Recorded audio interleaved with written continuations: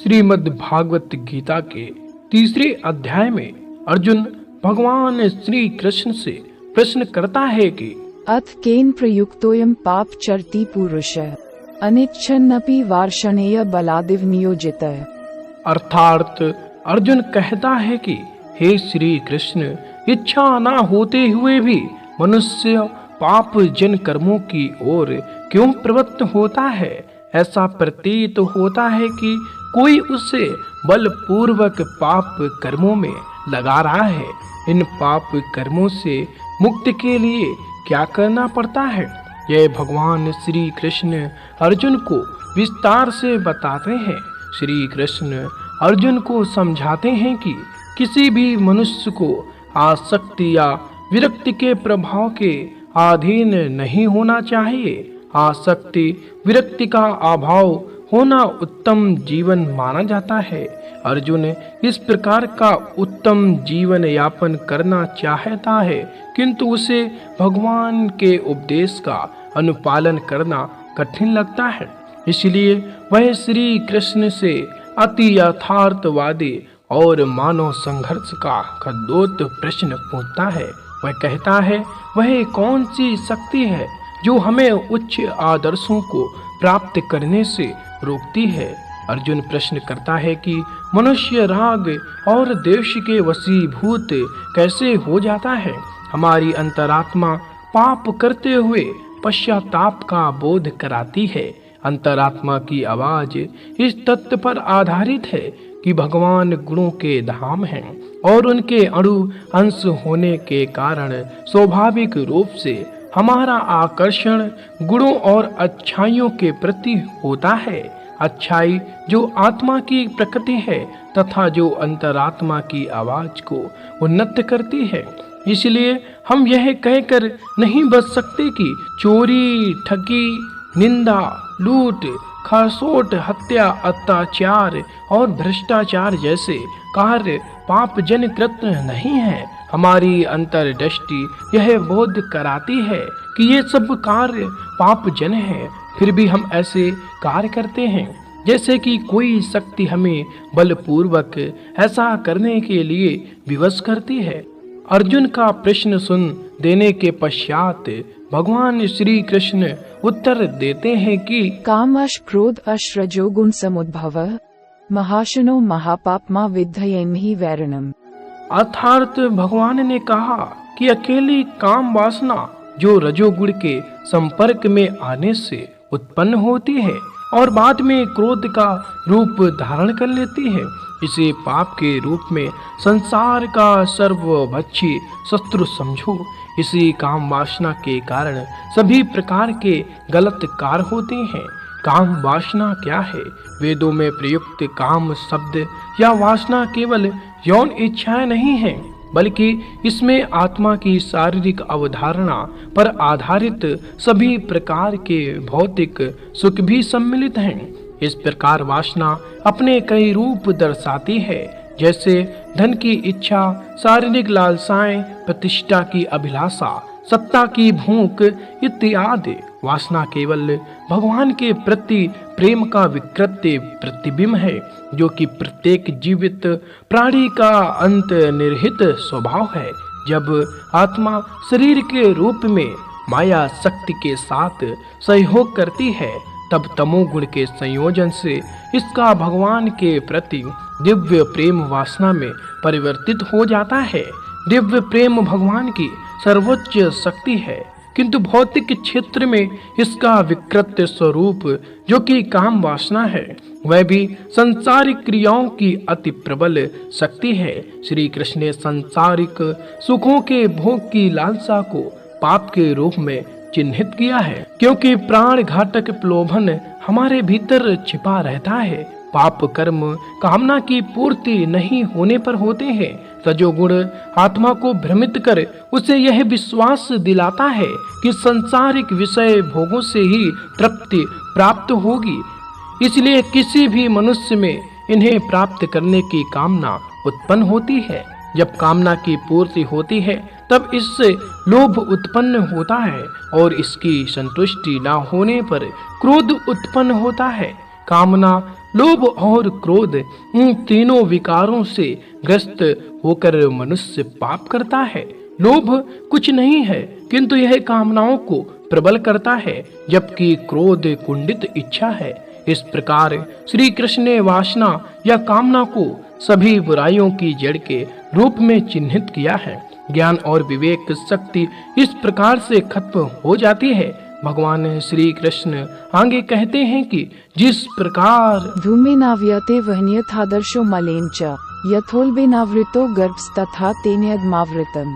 अर्थात जैसे अग्नि धुएं से ढकी रहती है, दर्पण धूल से आवृत रहता है तथा भ्रूण गर्भाशय से आप्रकट रहता है, उसी प्रकार से कामनाओं के कारण मनुष्य के ज्ञान पर आवरण पड़ता रहता है। मतलब ज्ञान विवेक शक्ति काम वासना के कारण खत्म हो जाती है। ज्ञान और विवेक क्या है, क्या उचित है और क्या अनुचित है, इसके ज्ञान को विवेक कहा जाता है। यह विवेक मनुष्य की बुद्धि में होता है। वैसे भी काम वासना एक ऐसा दुर्जय शत्रु है जो बुद्धि की विवेक शक्ति को आवृत कर देता है। श्री कृष्ण ने इस सिद्धांत पर प्रकाश डालने हेतु 3 उदाहरण प्रस्तुत किए हैं। नंबर 1, अग्नि जो प्रकाश का स्रोत है, धुएं से ढकी रहती है। यह आंशिक अंधकार अर्थात आवेग चित्तराय बादलों जैसा होता है, जिससे सात्विक इच्छाएं उत्पन्न होती हैं।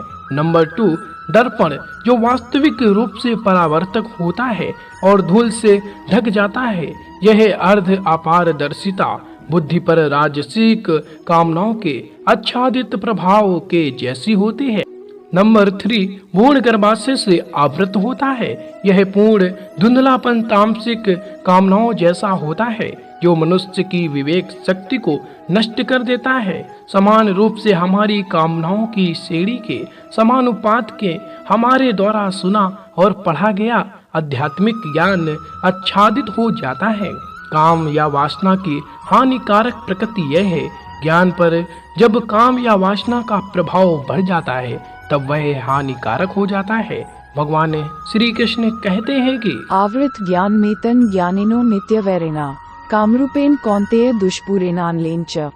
अर्थात ज्ञानी पुरुष का ज्ञान भी अतृप्त कामनाओं रूपी नित्य शस्त्र से आच्छादित रहता है, जो कभी संतुष्ट नहीं होता और अग्नि के समान जलता रहता है। इस श्लोक में भगवान श्री कृष्ण ने काम या वासना की हानिकारक प्रकृति को और अधिक सुस्पष्ट किया है। काम का अर्थ इच्छा, दुष्प्रेरणा का अर्थ अतृप्ति और अनलेन का अर्थ अग्नि के समान है।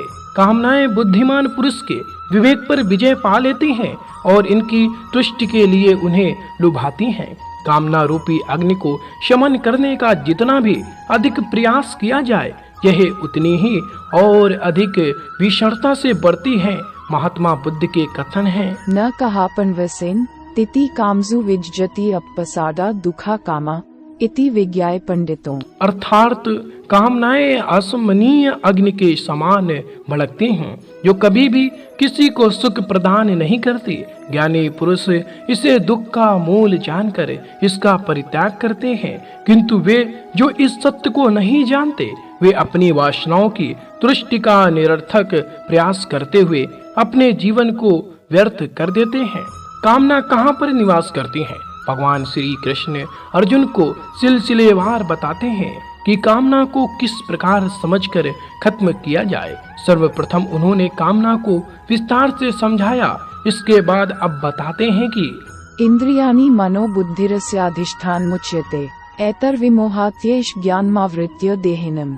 अर्थात इंद्रिय, मन और बुद्धि को कामना की प्रजनन भूमि कहा जाता है, जिसके द्वारा यह मनुष्य के ज्ञान को आच्छादित कर लेती है और देहधारियों को मोहित करती है। वास्तव में काम वासना की सरल स्त्री को प्रकट करते हुए भगवान श्री कृष्ण अब इसे नियंत्रित करने की विधि के संबंध में सूचित करते हैं। शत्रु की घेराबंदी करने से पूर्व शत्रु की दुर्बलता का पता लगाना आवश्यक होता है। इस श्लोक में श्री कृष्ण व्यक्त करते हैं कि इंद्रियां, मन और बुद्धि वह स्थान है जहां से काम वासना आत्मा पर आधिपत्य जमाने का प्रयास करती है। काम वासना के प्रभाव के अंतर्गत इंद्रियां इंद्रिय विषय भोगों की कामना करती हैं और इंद्रियां मन को सम्मोहित करती हैं।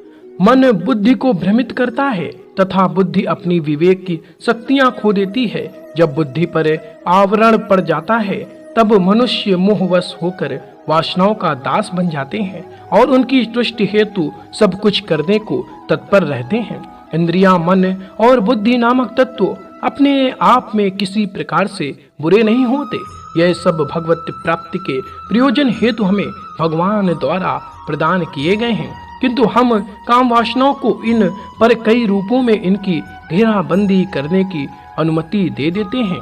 अब हमें इन्हीं इंद्रियों, मन और बुद्धि को आत्म उत्थान के लिए प्रयोग करना चाहिए। मतलब इंद्रिय, मन, बुद्धि का सही उपयोग करना चाहिए। ऐसा किस प्रकार से किया जाए, इसे श्री कृष्ण अगले श्लोक में स्पष्ट करते हैं। इंद्रियों को नियंत्रण में रखने से कामना खत्म होती है।